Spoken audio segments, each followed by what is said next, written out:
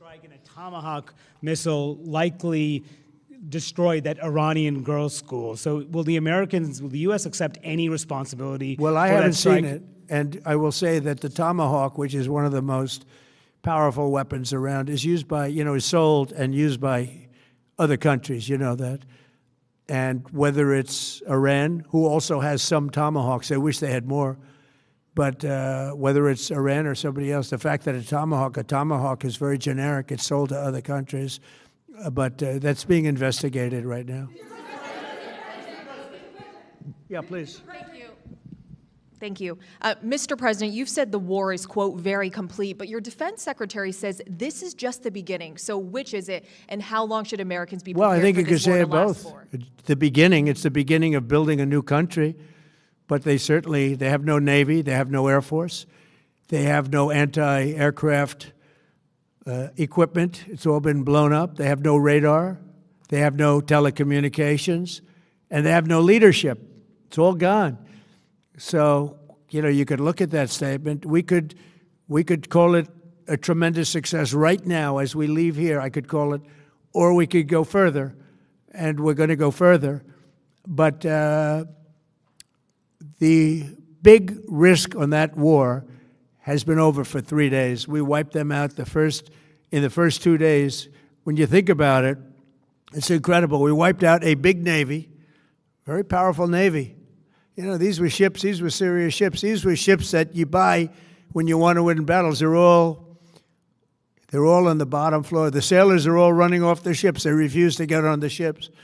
The Air Force is gone. Everything's gone. The missiles are down to a trickle.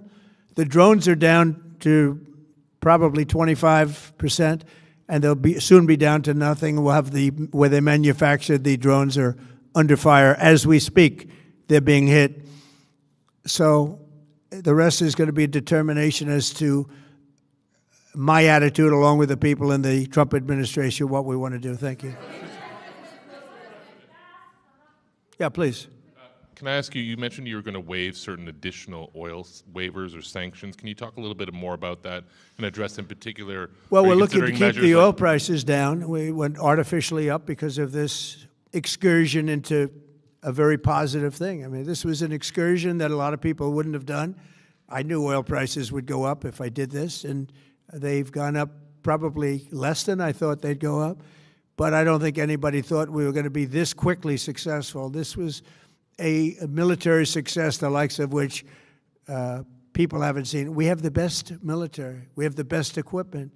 We have, I believe, the best generals. We have the best. And this went very quickly. We talked about that with President Putin. He was very impressed with what he saw because nobody's ever seen anything quite like it. Iran was a very powerful military country with all of the missiles. Now, you had the double attack. You had the original attack with us and Israel, and that knocked them for a loop. Then you had the B-2 bombers, which took out their nuclear capability, and they would have had a nuclear weapon within 2 weeks to 4 weeks. And they would have used it long before this press conference. And we might have had a much different press conference if we had a press conference at all. But it's been amazing. The military success that we've had is truly unprecedented. If you like this video, then like, share, and subscribe to Mirror Now.